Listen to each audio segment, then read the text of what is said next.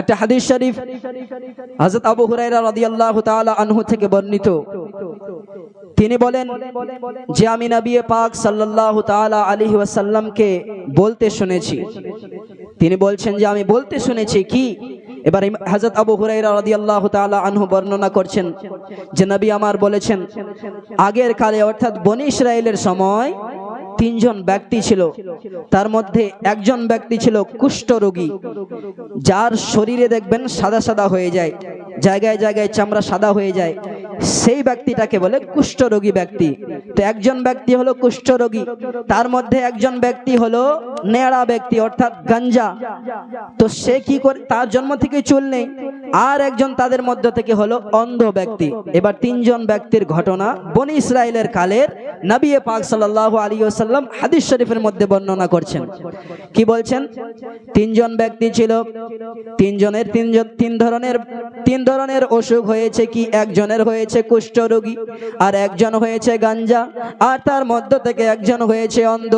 এবার আল্লাহ তাবারক ওয়া তাআলা সেই তিনজনকে পরীক্ষা নেওয়ার জন্য ইচ্ছা করলেন।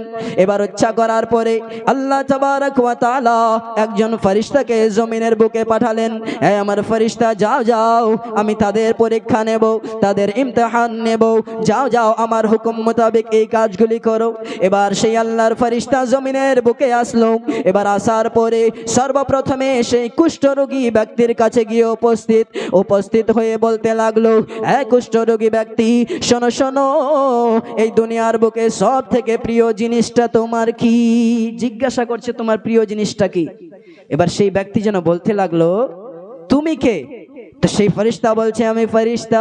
এবার এই কথা শোনার পরে সেই ব্যক্তি বলতে লাগলো, আমি সব থেকে দুনিয়ার বুকে যে পছন্দ করছি সেই জিনিসটা হলো আমার শরীরে যে অসুখটা লেগেছে, আমার শরীরে আমাকে যে কুষ্ঠ রোগটা লেগেছে, এই রোগটা আমার থেকে যেন দূর হয়ে যায়, আমার শরীরের রং যেন সুন্দর হয়ে যায়, সাথে সাথে আমাকে যেন সমস্ত মানুষেরা পছন্দ করতে লাগে।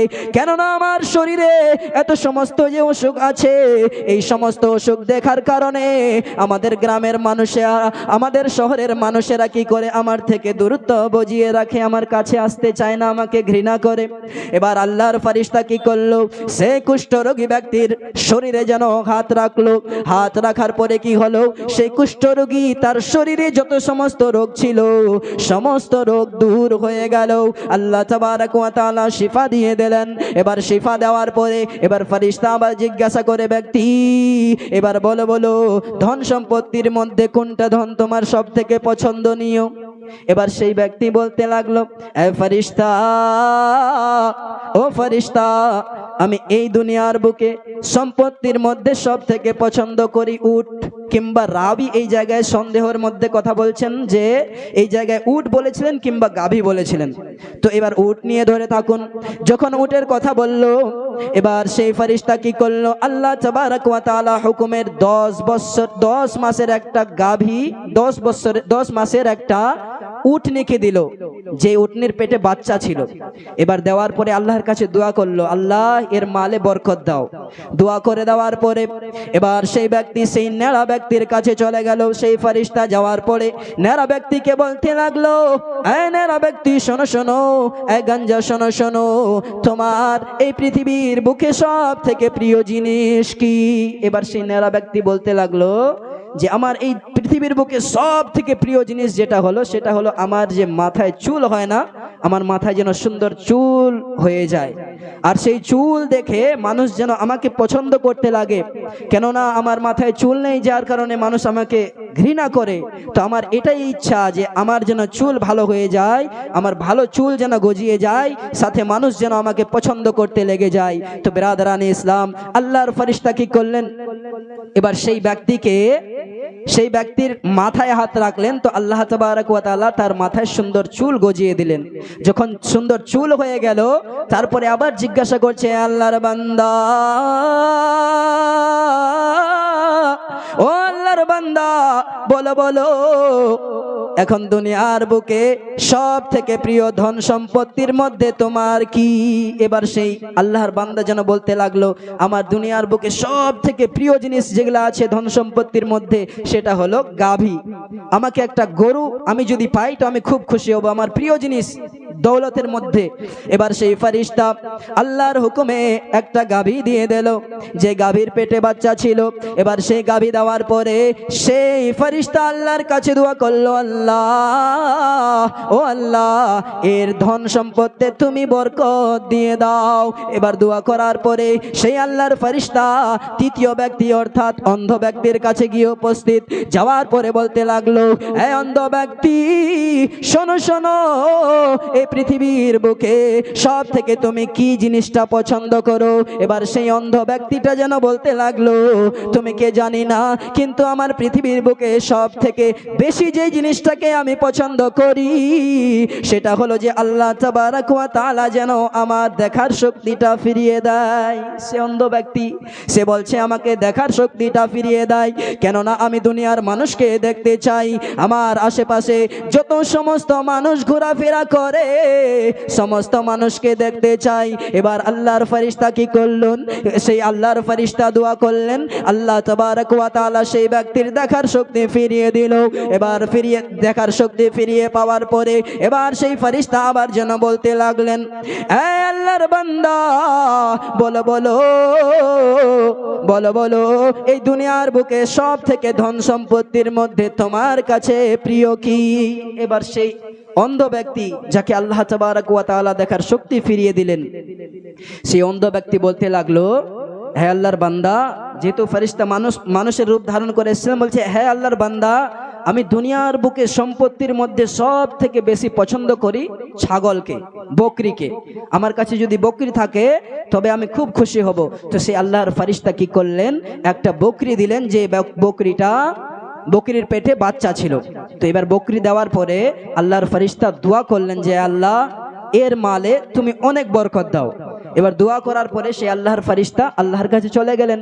এবার আল্লাহর হুকুমে বহুদিন পর, এতদিনে এই যে তিনজন ব্যক্তি ছিল, একজন কুষ্ঠরোগী ব্যক্তি, একজন নেড়া ব্যক্তি, তার মধ্যে একজন অন্ধ ব্যক্তি, তো এই তিনজনকে যে তিনটা জিনিস দেওয়া হলো, একজনকে উট দেওয়া হলো, দ্বিতীয় জনকে গাভী দেওয়া হলো, তৃতীয় জনকে বকরি দেওয়া হলো।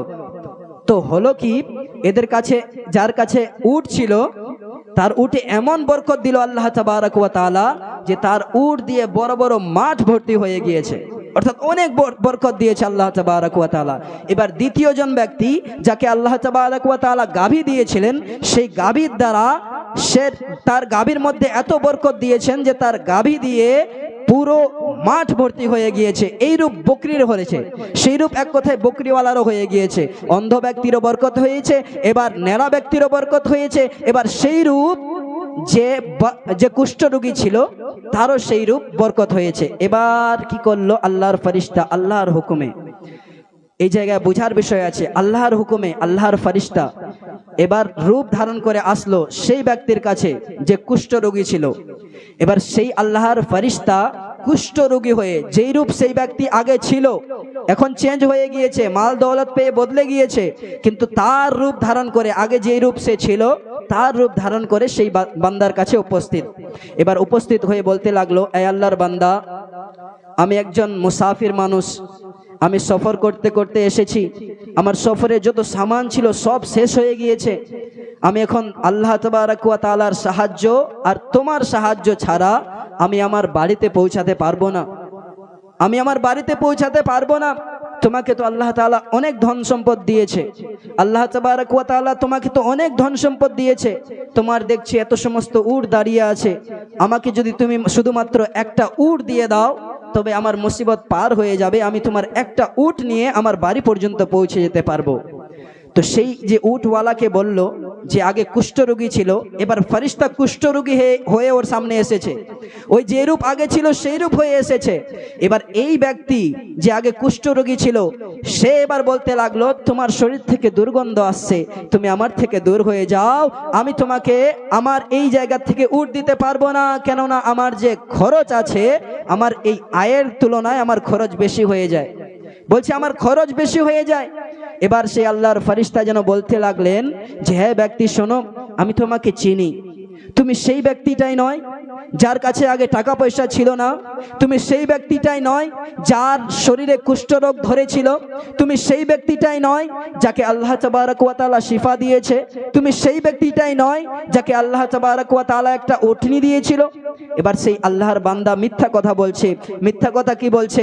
বলছে যে না, আমার কাছে তো এই ধন সম্পদ যে তোমরা দেখছো এই সমস্ত তো আমার দাদা পরদাদা থেকে আমি পেয়েছি, অর্থাৎ আল্লাহ তাবারক ওয়া তাআলা আমাকে এখন দেয়নি, এটা আমার আগে থেকেই আছে। আল্লাহুস সামাদ। এবার ফেরেশতা দোয়া করলেন, হে আল্লাহ, যদি এই বান্দা তোমার মিথ্যুক হয় তবে একে তুমি আগের মতো করে দাও। এই দোয়া করে দিয়ে এবার আল্লাহর ফেরেশতা কি করলেন, সেই দ্বিতীয় ব্যক্তির কাছে চলে গেলেন, যেই ব্যক্তি নেড়া ছিল, যেই ব্যক্তির মাথায় চুল ছিল না, সেই ব্যক্তির কাছে গিয়ে উপস্থিত। এবার সেই ব্যক্তিকে বলতে লেগেছে, আল্লাহর বান্দারে, তোর কাছে এত সমস্ত গাভী রয়েছে, আমি তোর কাছে সাহায্য চাওয়ার জন্য এসেছি। আমি একজন মুসাফির মানুষ, আমি সফর করে আসতেছি। আমার সফর করে এত দূরের সফর যে আস্তে আস্তে আমার সফরের সামান শেষ হয়ে গিয়েছে, তাই আমি তোমার কাছে আসলাম। কেননা তোমার কাছে অনেক গাভী রয়েছে, তার মধ্য থেকে যদি মাত্র একটা গাভী আমাকে দিয়ে দাও তবে আমি আমার বাড়ি পর্যন্ত পৌঁছায় যাব। তোমার কাছে আমি সাহায্য চাইতে আসলাম। এবার সে আল্লাহর ফেরেশতা যে গাভীওয়ালার কাছে গিয়েছে, তার যে আগে অসুখটা ছিল, তার যে মাথায় চুল ছিল না, সেই রূপ ধারণ করে আল্লাহর ফেরেশতা তার কাছে গিয়েছে। এবার এই আল্লাহর বান্দা যে আগে যার মাথায় চুল ছিল না, সে বলতে লাগলো যে তোমার মাথা দেখে কেমন লাগছে, তোমাকে তো ঘৃণা লাগছে দেখে। আল্লাহুস সামাদ। যখন এই কথা বলল আর সাথে বলছে যে আমি তোমাকে কোনো গাভী দিতে পারবো না, চলে যাও। যখন এই কথা বলল, এবার আল্লাহর ফেরেশতা আবার বলতে লাগলো, হে আল্লাহর বান্দা শোনো, আমি হয়তো তোমাকে জানি, আমি হয়তো তোমাকে চিনি, তুমি সেই আল্লাহর বান্দা না যে আল্লাহর বান্দা এমন অবস্থায় ছিল যাকে মানুষ দেখে ঘৃণা করত, যার মাথায় চুল ছিল না? তুমি সেই আল্লাহর বান্দা না যে আল্লাহ তাবারক ওয়া তাআলা যে বান্দাকে একটা গাভী দিয়েছিল গর্ভবতী অবস্থায়, সেই বান্দা না তুমি? এবার সেই আল্লাহর বান্দা চুপ করে হয়ে গেল। চুপ হয়ে বলতে লাগলো যে না না, এই সমস্ত যে ধন সম্পত্তি তুমি দেখতে পাচ্ছ, এই সমস্ত ধন সম্পত্তি আমার বাপ দাদা আমাকে দিয়েছে। এও মিথ্যা কথা বলে দিল।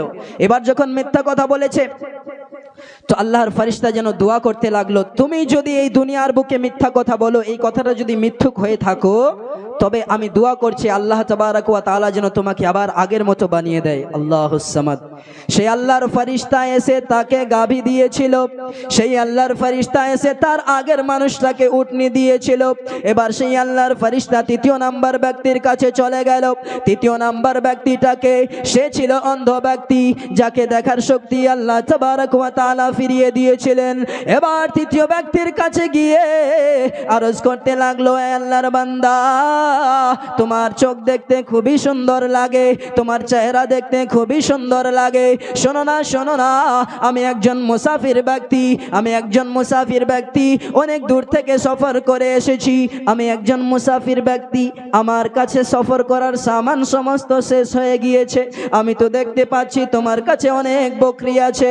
আমি আল্লাহ তাবারক ওয়া তাআলার সাহায্য ছাড়া এবং তোমার সাহায্য ছাড়া আমার নিজের বাড়িতে পৌঁছাতে পারবো না।